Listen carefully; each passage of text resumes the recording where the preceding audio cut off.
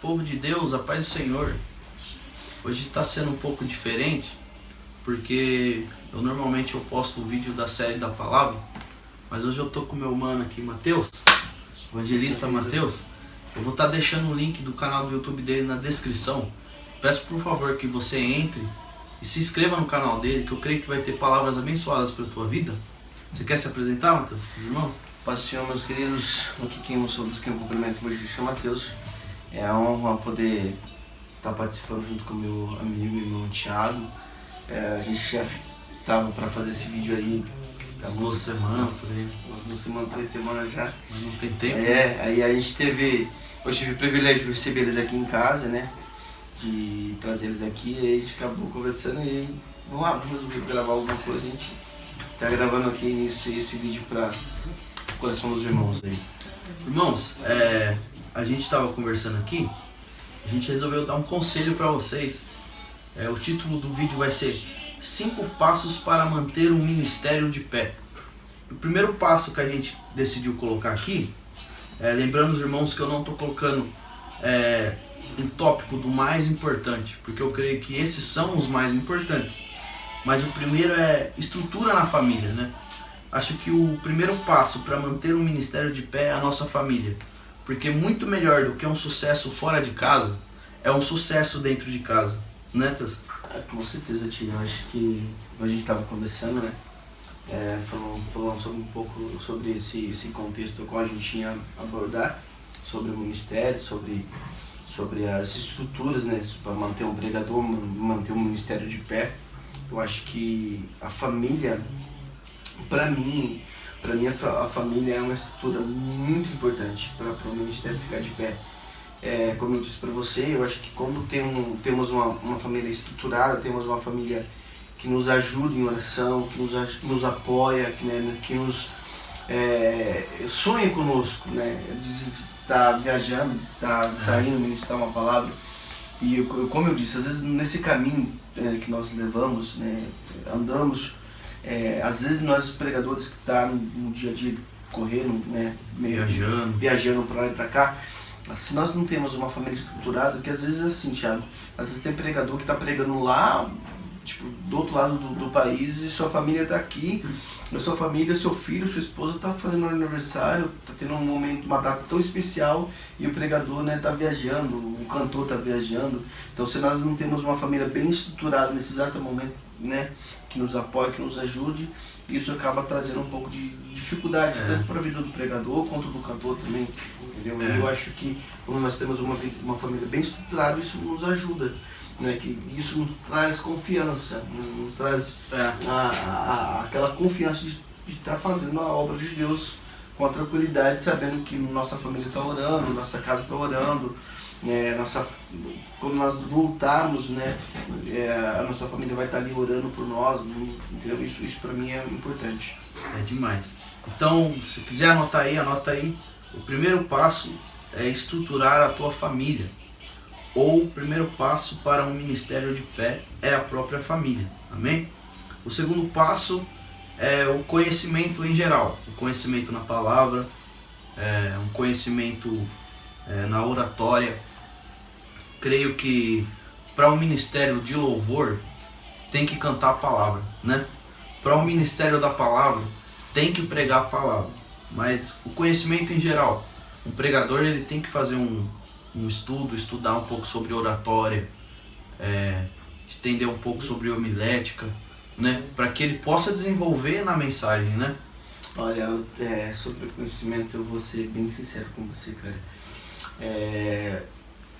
Hoje o conhecimento para mim é a porta da intimidade com Deus. Por que é a porta da intimidade com Deus? A partir do momento que eu conheço, eu passo a ter um conhecimento dele, eu passo a ter uma intimidade com ele, entendeu? Então, para nós, pregadores, né, eu acho que vive da mensagem, que vive da pregação, nada melhor do que você ter um conhecimento, principalmente a fundo da palavra do Senhor. Então, assim, eu tenho o meu pastor fala, Matheus, eu quero que você leia bastante, eu quero que você enxugue bastante. Por quê? Porque quanto mais você lê, mais a sua dicção melhora, mais seu falar melhora, e você tem uma estrutura, tem uma base melhor de montar uma mensagem, você consegue atingir, alcançar públicos diferentes, entendeu? Pessoas diferentes. Às vezes Deus te dá uma mensagem e aí a estrutura para montar ela, para atingir aquele público, aquelas pessoas, Deus te dá uma estratégia, você acompanhando, você tendo conhecimento, você consegue montar uma estratégia para chegar e passar a mensagem que Deus quer falar. Porque às vezes Deus coloca nós em lugares diferentes, horas diferentes, pessoas diferentes, nichos diferentes, e às vezes você não tem aquela estrutura para alcançar a mensagem ser alcançada naquele povo, né? Então, quando a gente tem um conhecimento, né, a gente passa a ter um conhecimento de estudo de palavras, de base, de estrutura, né, de cursos, coisas do tipo, a gente tem um conhecimento que, poxa, essa mensagem aqui eu vou falar de uma linguagem diferente, mas com o mesmo contexto, sem mudar nenhuma vírgula, sem tirar nenhum ponto, mas com a mesma mensagem, mas com uma estrutura diferente para atingir aquilo naquele exato momento. Então acho que o conhecimento é a porta da intimidade. Aí o terceiro ponto, eu e o Matheus estavam conversando, e a gente disse assim que tanto o segundo, que é o conhecimento em geral e na palavra, tanto esse terceiro que eu vou estar falando, eles têm que andar juntos. Nunca um andar na frente que o outro, que é a vida de oração, né? É o seu secreto, seu lugar secreto com Deus, né? E eu anotei uma coisa aqui que eu achei muito interessante, que a gente estava conversando, que a vida de oração, para ele não ter somente a palavra em sua boca, mas ele se tornar a própria mensagem, né? Uma vida regada em oração, uma vida de secreto com Deus. E a gente estava conversando e a gente até achou uma coisa semelhante na gente, né? Que a maioria das mensagens que Deus nos dá é no momento de oração, né? Como eu disse, quando nós passamos a ter conhecimento, a gente passa a ter uma intimidade, né? A porta da intimidade. E essas duas coisas, quando ela anda junto, quando as duas são estruturadamente juntas, acaba o pregador ou a pessoa que tem um ministério acaba tendo uma estrutura melhor. E assim, quando a gente tem uma intimidade com Deus, cara, é gostoso demais, Thiago. Por quê? Porque quando você tem intimidade, como você mesmo disse, tipo, poxa, meu Deus, quando às vezes, quando eu estou orando, quando eu estou, a maioria das minhas mensagens estão dadas a Deus quando eu estou de joelho. Mas o gostoso é exatamente isso, porque quando eu acabo conhecendo Ele, eu acabo tendo um conhecimento dele, eu procuro, quando eu procuro conhecê-lo, eu acabo tendo intimidade. Quando eu tenho intimidade, eu quero estar perto, eu quero estar próximo dele. E quando eu conheço uma pessoa, como a gente estava conversando, eu acabei comentando com você, quando eu conheço uma pessoa, por exemplo, eu e você, a gente ficou muito próximo. Então a gente conversa no WhatsApp e, poxa tio, aconteceu isso, ó, meu texto da mensagem isso. Aí você manda, Deus, ó, eu gravei um vídeo novo, olha que legal, tá? Por quê? Porque a gente acabou se conhecendo, criando uma intimidade. Quando criamos uma intimidade, a gente quer estar próximo de outro. Então o conhecimento e a oração é exatamente isso. O conhecimento traz nós perto de Cristo e acaba trazendo nós a ser íntimo. E quando somos íntimos, acabamos tendo uma vida mais regrada de oração, acabamos tendo uma vida mais de oração. Gente, eu vou falar uma frase para vocês que não é minha, é do Billy Graham. Ele dizia assim, se ajoelhe e fale com Deus, e só levante quando vocês se tornarem melhores amigos. Beleza? Isso é profundo, né? Muito top. O quarto ponto, a gente colocou aqui, é comunhão, né? Comunhão com o próximo, você ter um bom relacionamento com o próximo, dar um bom testemunho aonde você passa, um bom testemunho no teu trabalho, um bom testemunho na tua igreja, né? E também, durante a mensagem, você ter a comunhão com o povo, ter a comunhão com o pessoal, ter empatia, sentir a dor do próximo, né? A Bíblia diz assim que quando Jesus ele curava, ele olhava para a pessoa e ele sentia compaixão. Jesus, ele, antes de curar a pessoa, ele sentia aquilo que a pessoa estava sentindo. Né, Deus? Então, tia, sobre comunhão, cara, eu acho que a comunhão ela anda junto com um bom testemunho. Quando você tem uma boa comunhão com os irmãos, você tem uma vida de uma comunhão assim, você acaba dando um bom testemunho. E hoje, vamos ser bem sinceros, para pregadores e para cantores que estão buscando esse ministério a deslanchar, o bom testemunho é a imagem, é tudo. Porque não adianta você pregar bonito, cantar bonito, se você não tem um bom testemunho, se não tem uma vida...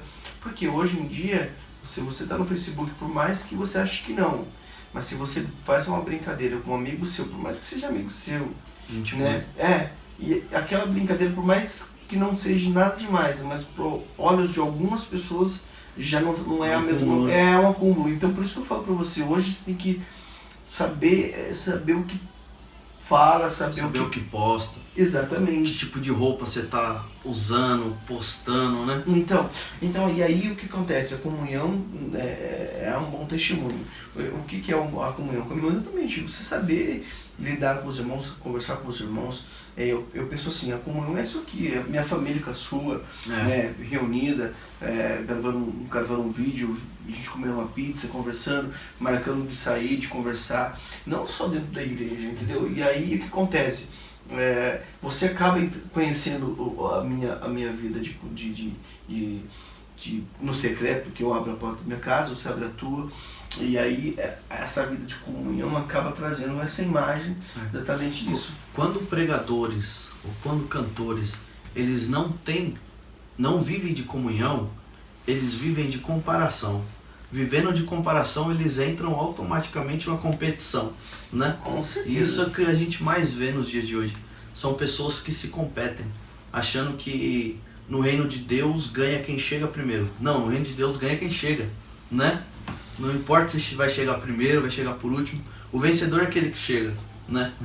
Porque muitos, tanto no ministério, tanto na nossa vida espiritual, eles acabam tropeçando no caminho, acabam deixando o caminho. Às vezes por quê? Porque quiseram correr sozinho.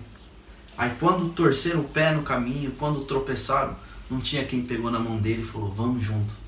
Eu te levanto e a gente caminha junto, né? Então assim, eu vejo que a comunhão, a gente sentir a dor do próximo, né? A gente entender as feridas do próximo, isso é principal para manter o ministério de pé. Com certeza. Né? Então, gente, recapitulando.